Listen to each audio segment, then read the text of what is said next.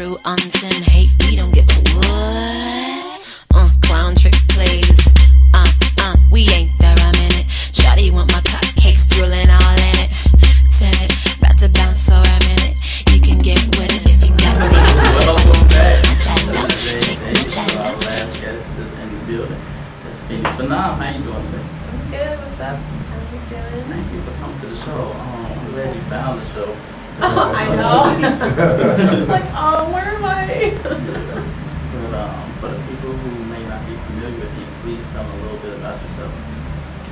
Well, my name is Phoenix Phenom, and I'm an artist, singer, dancer, songwriter from the shop. I was born in Bermuda and raised all over Shy. And I've had some music out over the years, the radio in the Midwest.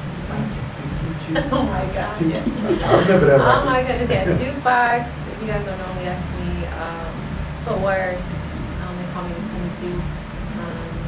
Boom Dynamite, love song. And we just leaked another song called Jig My Jello. Oh, yeah. That sounds interesting. It's fun, yeah. It's for the girls. We did it for the summer, and everybody was wondering what happened and where, why. Yeah, because I did ask that question out there. And I'm like, let's put this out. It's fun. And we didn't care about being a hit or a single. We just put it out just to cause a little buzz. Let people know I'm still here. Yeah. Still I'm happy you're still here. That's good, because I'm just like, yo, what happened? So yeah, which we talked about, and I ain't gonna get into. So first things first, how did you come up with the name Phoenix Phenom? Is there a story to it? Yeah, there actually is a story to it. Phoenix is a very means a lot to me because it just means like deriving from disaster and reconstruction, and I feel like that is a big part of me and describes a lot of my life. And we all go through our hard times and stuff, and I certainly did growing up, and I come from a single parent family, and at one point in time we had lost our home and it burned down, and I lost everything like the day before my first day of high school. Oh, and wow. So, going in high school, you know how that is. It's yeah. like your first impression on being an individual, and we care about our clothes, absolutely, and our hair and all that. And it was just like, whoa. And so I never looked at material things quite the same ever again. I'm not a materialistic person. I could care less. I can go without, because I know what it's like to not have anything. But the name Phoenix was given to me by my friends, and that's what it just stayed with me. And the Phenom part was given to me by a producer I worked with named Manny Mo. I worked with for a while, and shout out to Manny. I know Manny. Yeah, shout out to Manny. Manny's still doing his thing. Manny is, and love it. He believed in me, and he saw the light in me, and he's like a dad, the dad that I didn't have, and he's a great guy. I worked with him very early in my career. Yeah. Like, he's a good dude. So you know how he is. He's good dude, real good dude. Yeah. Shout out to Manny Mo. That's what's up. And then, who are some of the artists you work with? Oh man. Recently, as far as writing is concerned, I did a song wrote a song with Kanye West and this Asian group called JYJ. They're like the #1 Korean Asian group in the world. I have to represent for my Malaysian folks out there. Phoenix is part Asian, okay? I'm Korean, but and here right now, who is going off on Asian people? We did like an album talking about. Oh my God! I was like, oh, sorry, no. I wrote a song called "A Girl." I co-wrote and vocally produced with that situation. And as far as Chicago artists are concerned, oh man, I've done stuff with what's his name, Phoebe. I've done shout out to the John Blue. Man, it's a lot of. Jay Davis's twin, John Blue.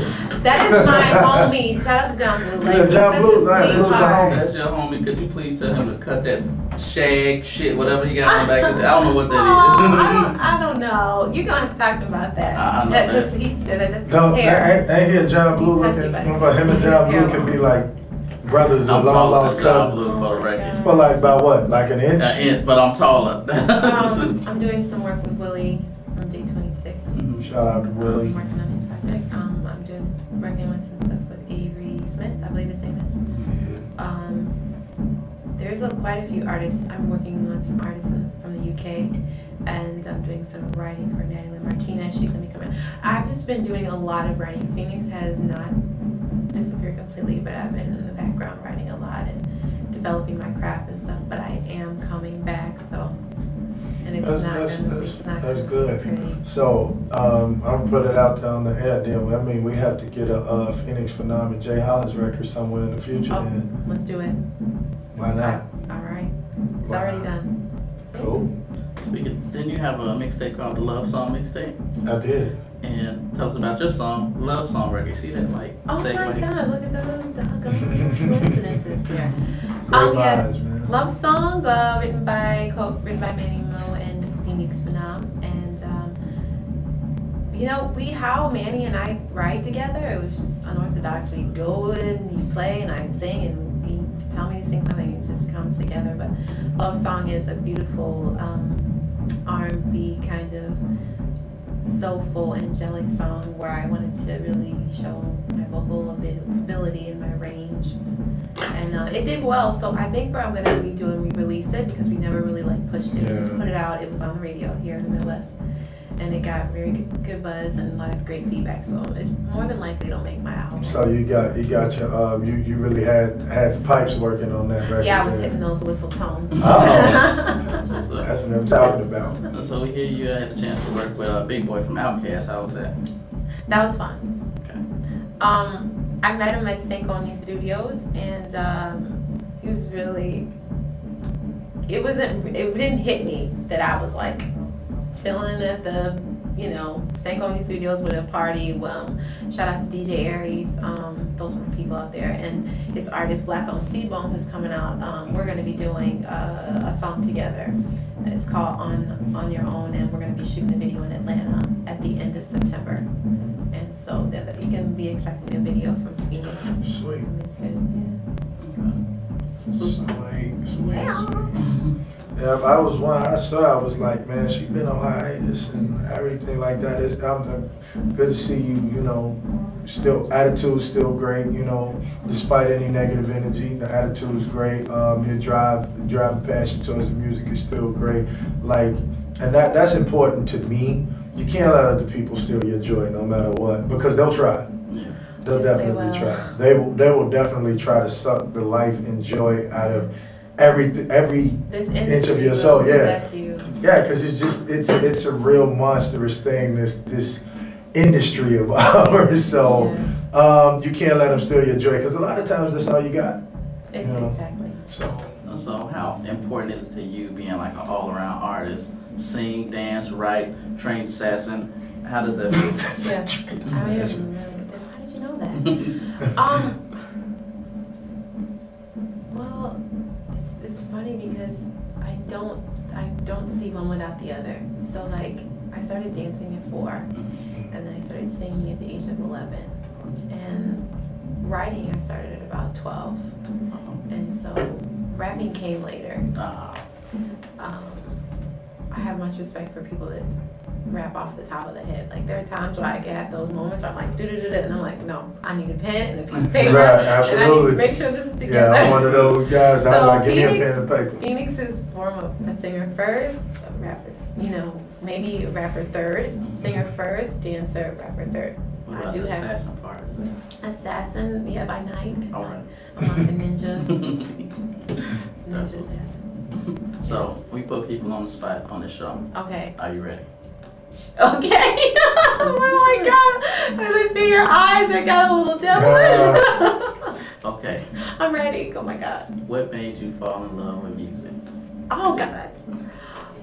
What made me fall in love with music? It was Michael Jackson. Duh. Michael Jackson and Janet Jackson, I'd have to say, really influenced me growing up.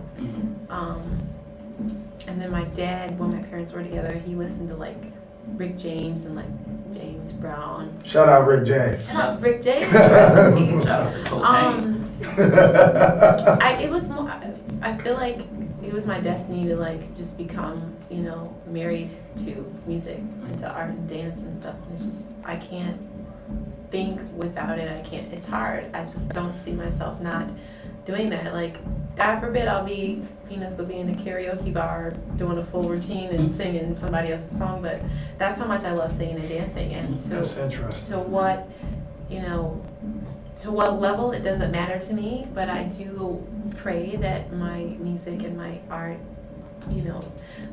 get exposed to the world in like massive numbers. Like, who doesn't want that? You know what I mean? Yeah, who doesn't? So, yeah.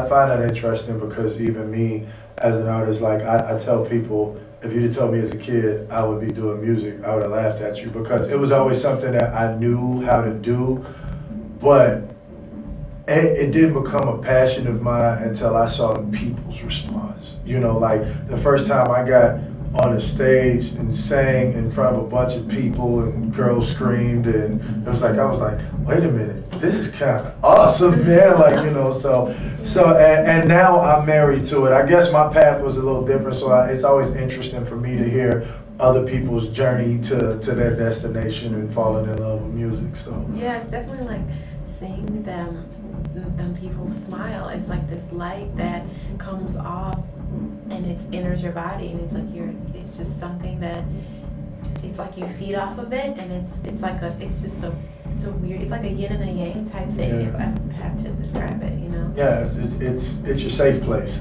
so to speak. It just takes me away. All the times where I was, going through things and stuff, like music, I put my headphones on and I go into another place. Absolutely. So, do you get Aaliyah comparisons a lot with your music and your look? Yeah, since I was a little girl. Wow. Like, since I was a little girl, everybody, I've gotten that comparison. And at one point in time in my career when I was getting started, I was very scared of the comparison because, Aaliyah was special, and there's only going to be one Aaliyah. And I didn't want people to think that I was trying to replace her, because that wasn't the case, and I never got that, thank God. Right. It was embraced more so, like even people that knew her, like I met people that knew her as a person, that knew her growing up, and when they met me, they were like, it's not just your look, it's something, it's everything. The energy. It's your spirit, it's your energy, and I am truly humble, and I truly thank people that see that in me, because I take that as a very big compliment. Yeah, who didn't like Aaliyah? Right, a lot of people always try to do that too, try to find the next great person. Like, you remember they tried to have Harold Minus the next Baby George. Yeah, like, that didn't work. I mean, even kind of like the way they did like Sierra, Yeah, they tried to make her like the next Aaliyah and the next Janet. You can tell when something's like forced. It's forced, and yeah. I feel like Sierra is Sierra. She's who she is. Yeah. And I saw who Sierra was when she came out with Goodies. I didn't think Aaliyah, I didn't think Janet. I saw Sierra, and the world saw Sierra, and it was like, pow. I think people need to identify you with someone so they feel comfortable. The same way that categories are necessary in music for people to sell them. They feel like we need a category to sell it, or we need to, who can I say this person is most liked that I already like, so I can feel comfortable about liking them. Yeah. If that makes any sense. Right. It is like even our tones and stuff, the way we sing and the way that we live with our love, it's weird. I don't know, maybe we're related somewhere along the line, I don't know. Well, just kindred spirits. Or just kindred spirits, but whatever it is that people see me, if they see that, and I'm truly thankful. But I do feel that we do share a lot of similarities, however there are a lot of differences, because there's a very different side of Phoenix that people haven't seen yet that I really want to show artistically, so hopefully they'll be able to see that with my next project. So, speaking of which, what are some artists that you would love to work with in the future? I really, really, really would love to work with, right now, I would say, I like Bruno Mars. Right now, I'm really feeling Bruno Mars. I really one day would love to work with Janet. I would love to write something for her, or like do some like sick ass performance somewhere. Usher, of course. And then the main one, he's no longer here with us, rest in peace, Michael Jackson. Like, there's really only one person that if I saw them, I really would faint in the corner somewhere, and he's gone. So one of my dreams was to definitely work with MJ. But as far as like hip hop goes, I would love to work with like Busta Rhymes because he's so exciting. He's animated and yeah. I really miss that type of hip hop. You know, it no longer exists anymore, and I don't even know what hip hop is. So I don't know what's going on with it. I'm like, this is not hip hop. This is not. The hip hop that we know, that we were familiar with. I always say, once upon a time, you had to be good to be a rapper. To be in no, you're laughing because you know I'm telling the it's truth. Like singers are rapping and rappers are singing, and it's like you don't know. It's all this like fusion music, and why people don't know what they want anymore. It's like it's hard to like figure that stuff out. I'm about just staying in my lane, like. I mean, and I guess like, you know, because a lot of things are fads.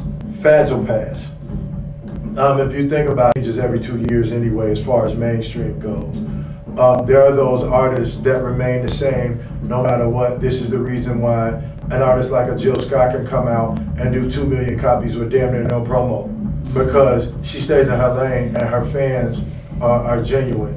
And you don't want to alienate your core fan base trying to get this mainstream fan base, because trying to get 2 million mainstream fans, you may lose your 2 million core followers. Exactly. You know? I would also like maybe like work with Eminem because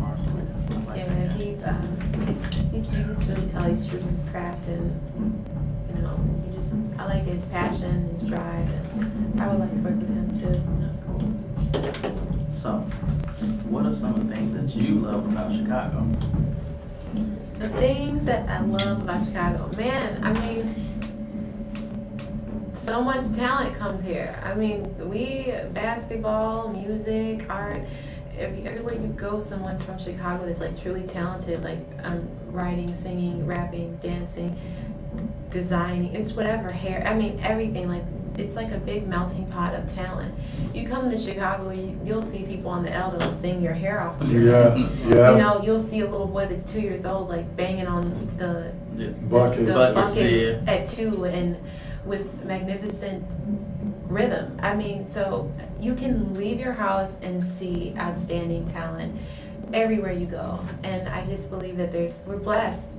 The city is blessed with talent. However, we're not blessed with the love for each other and the support. And I notice when I go to other cities, it's nothing new. But, I mean, there's not that much love and support. It's always something behind it. I could be wrong, but... No, I think it is within the, I'll say maybe like be better. 6 years ago, it was really bad.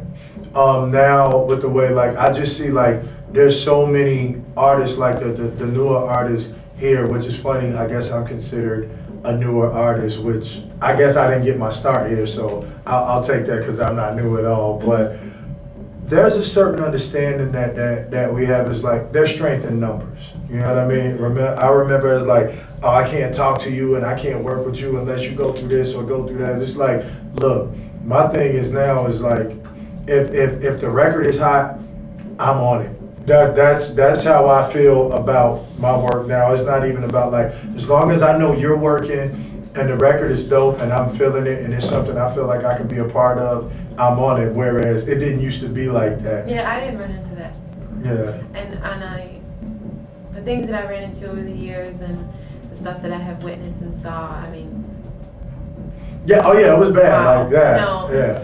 I mean, where your lineups changed, where you get there and lineups all jacked up, or you know, somebody wants to go on, doesn't want to go on after you, they want to go on before you. I mean, I've had stuff happen. I experienced not that even in naming any Indianapolis, names. though, I'm not not here. going to name any names. It's not necessary. I'll name one. It didn't happen to me here.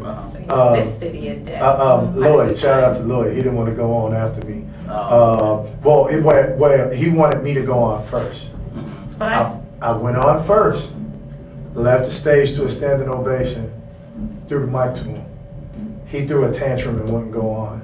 Because I'm a national artist. Who is he? He should go before me. Okay, watch this. And I'm just not intimidated. I'm comfortable in the space of music, like, because this is what I do. Right. I'm comfortable there, so. Well, I think Chicago just needs to know, like, you know, we're well respected. When people hear that you're from the Chi, like, they're like, absolutely, oh, snap. Yeah. You know, at least you know you're going to get you're gonna get a lot of real, and you're gonna get a lot of talent. That's no doubt about that. It's just that this city, it's just as a like when we come in this city, we come together. I just see a lot of the same circles, a lot of the same cliques. Nothing elevating, nothing. But you know what though? It's cliquish everywhere. I stayed in Atlanta for quite some time, spent some time in LA and in New York. It's very cliquish in those places. The only difference is they have the structures there as far as the label, the offices and things. They have those. We don't have that. My dad told me that. Yeah, we used to have it. We don't have it anymore. That's the difference, because you're always gonna have your cliques and I just don't subscribe to that. I feel like, man, everybody that's dope is dope in their own right, because first of all, everybody's not dope. Some people just need to stop. But a lot of people from Chicago, if they're dope. It's just I just noticed that a lot of talent comes from here, and that's just from from my observation and stuff. And no, there is. But I love Chicago. Those are the things that I love about Chicago. Right. So, what are some of your career goals right now?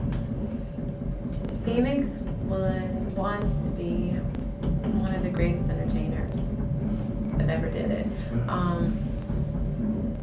I feel like there's something missing still, and I feel like there is a void there. But the thing is, people are afraid to take that chance on someone like me. And I'm definitely different. And Phoenix is not your typical type of cookie cutter, artist. And you have a brain. That scares people. It definitely does scare people, because a lot of people, they don't.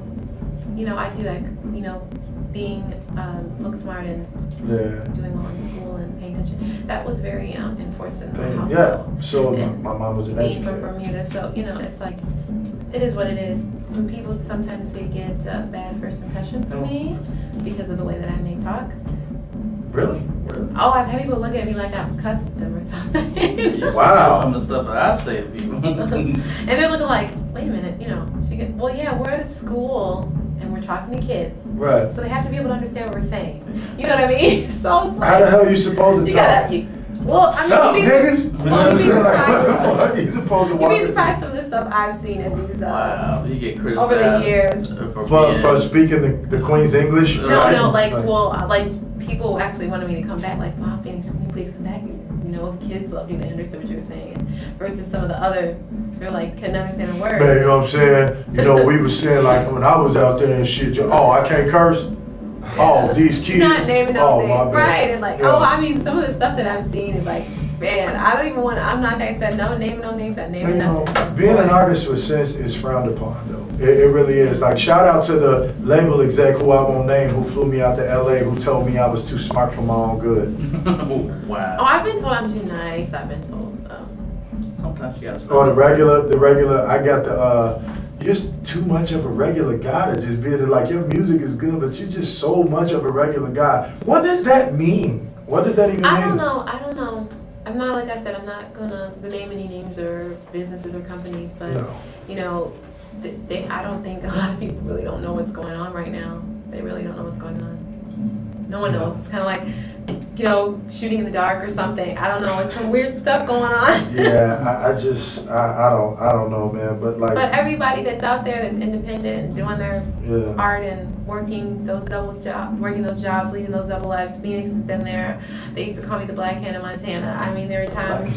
Yes, they did. There were times where hey, like my label folded and Phoenix didn't have health insurance, so I had to start back working at a job where so I could have health insurance. But yet I was touring and performing, was on the radio, and so there were times where I had to I wore like a disguise, like I wore glasses because people were coming up to me in my job, aren't you so? I'm like, no, that's not me, No. I'm like, no, because the first question after that is, what are you doing working here? But no, I'm not trying to, I'm done with that whole perfect thing, that whole it does not exist, everybody just be you, and if you love music, be true to yourself, be true to your music, and be true to who you are, and a lot of this stuff is not real. It's just pictures and shit. It's smoke and mirrors. Speaking of being true, I have to touch on this. Okay. But could you touch on it briefly? Mm-hmm. The situation with the Black Eyed Peas. Man, I was trying not to bring that up, but oh well, since you did. What would you like to know? Because you kind of It's like a little segue the way he said it. Anyway, but what happened with that whole situation? And a brief summary, as brief as you want to make it. Okay. I'm trying to not get upset. Okay, so as y'all know, Phoenix, you're from Chicago, the Midwest. Phoenix had a single called Bloom Dynamite, and that was doing very well. Very well. A lot of spins, and it was very promising. Another song. And I got a phone call from a lot of DJs and some attorneys and people saying that I need to Google myself and, you know, did I do the song with the Black Eyed Peas? And I'm like, no. And they're like, you need to go online and look at it. Google Phoenix Phenom Black Eyed Peas. So I did, and it was a Source magazine article that said, will a real boom boom please stand up? Wow. And it talked about how the Black Eyed Peas sound has changed, and they were electrifying. Don't slap Jay while you're talking about this. And they said something sounds way too familiar, this Boom Boom Pow song. Mind you, my song is Boom Dynamite, their song is Boom Boom Pow. If you're not really savvy, you're not really great with rhythm, if you're not really savvy with music, it's a possibility you may miss it. But for all those people that heard my song first, they knew, because I found out. That record was pretty big. Yeah, it was though. pretty big. You know, it is what it is. You know, a lot of things were copied. Everything was copied. The beat was copied, the lyrics were copied, the structure was copied. There are things you can line up, and precise timing is the same thing. You know, you look at my video, they take my cinematography and they use that for their whole video. They copied off the choreography, and I had over 6 different styles in there, and we had 4 different choreographers, me including myself. And if you look at the videos really in detail, it'll blow your mind. And there are times you can line up the videos, it's the same choreography, same cinematography shot. Jesus Christ. They stole everything, cinematography shot, all of it. But look, you guys, this is no joke. Like, what I went through, it sucked. It hurt. It punched me in the gut. I was being told I was going to be blackballed, all kinds of stuff. And a lot of people don't even, you know, say that people don't want to do with you once you go after people that have stolen from you. But my experience is that, and it was copyright infringement, by the way. It wasn't just me saying you stole my song. My song was copywritten. Right. And they actually copywrote their song the same day I did. Okay, so look, be careful with your music, you know. Just be careful and try not to get too attached to it, because you're taking a chance. The fact that we're in a viral world, you're taking a chance on your stuff being stolen. And the fact that you have these artists, this pot of artists that they keep just letting come out with all this new material that we're writing for them, majority of us are. Absolutely. You'd be surprised where it came from. You do the research, who's done it, and you'd be surprised where the root of it really comes from. But just protect yourself, copyright your music. Be aware of what substantial similarity is, because that's what I'm struggling with right now. And, you know, they have a lot of money, and they didn't think I'd be around this long, but I'm still fighting it. But, you know, I just wanted this to make an example for people to just fight and don't give up. And I really pray that this does help people and this does make a change. So, but that's what happened to me, but I'm done with I really don't give interviews, but I really don't talk about it. But you're cool people, so I went there. Thank you. But I'm not trying to be known as the girl that sued the peace, because I'm bigger than that and I'm better than that. Can I just chime in and make a general statement? All of you multi-platinum artists, stop stealing from independent artists, because this is not a one-time incident. This shit happens more frequently than a lot of people would like to think. Oh yeah, it happens all the time. In fact, it's common. And I even was told that if your stuff gets stolen, that means you're good. And so it happens all of the time. Like, you'd be so surprised. It's like, I'm not unique. My situation is not unique. It just so happened that the song that was stolen they won a Grammy for it in the video. So that's the only thing that makes me different. But it doesn't make me any more special than anyone else out there that's had that happen. That shit is so whack though. Like, if you're that talented and you've reached the pinnacle of where you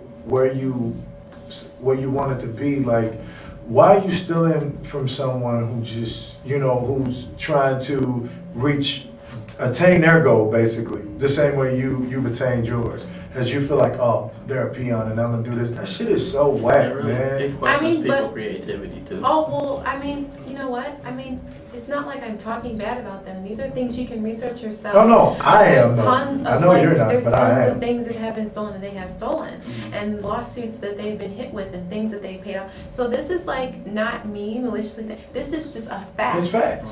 Facts So- are facts. And if facts I mean, like I make don't people know feel those some people. I kind don't of know way, those then people. it is what it Yeah, is. it was just bad business, and I'm handling my business, and I feel that I went about it the right way, and it's nothing personal, and you know, but to me, some of the stuff that they did was personal. Like Fergie, if you guys go to the video, we did this little Southside bobbin move that came out with the hip. You put your hand on your leg and you pop the inside of your leg and you pop, pulse your, hip out. Mm-hmm. And if you look, she goes, she's like, I'm so 3008, you're so 2000 and late. And she does that move that is in our video, it's in my video that I do. Wow. So, yeah, they'll like, Wow. it's basically like, yeah, bitch, I took your shit. Have a nice day, keep it moving. Catch me if you can. Catch me if you can. And they do That's this so thing, and they fucking get away whack, with it man. because they have so much paper. Yeah. They feel like they got enough money to bury you and there's nothing you can do about it. Yeah, It's just so whatever, whack, Man, I've never been a huge Black Eyed Peas fan, but with that being said, Fuck. Fergie and all y'all, hope y'all get hit by a bread truck driven by an alcoholic. I'm a forgiving person, and I believe in order to like move on in your life, you have to be a forgiving person. And I'm a forgiving person. It did put me through a lot of things. It made me second guess, like, do I want to even do this anymore because of, how it happened and how a lesser known artist could be treated as, oh, they just want attention, oh, they just want money. No. This is our blood, this is our sweat, this is our tears, this is our time. The average and this person is don't know very the serious. work People that do goes not into know, this like, shit. and the sacrifice that artists do, like what we do, we are sacrificing having a normal job, we're sacrificing making regular income, we're sacrificing having food on the table on a regular basis. Like, these are the things that people don't really know and care about. But I'm I'm representing for the independent artists out there. I always will, and that's just it. And the like the average person, the person that says, oh, you just want attention, they don't know the work that goes into this shit. They don't know the man hours that goes into this shit. They don't know the sweat and the heartbreak, heartache, letdowns, all that shit that goes with this. So for somebody to say that is just kind of insulting within itself. Well, really I mean, is. regardless of whatever the outcome is with what's going on with that, people could see for themselves. But taking this as far as from a legal point of view and standpoint it's different. You're dealing with a different ball game. You're dealing with people that really don't know about music.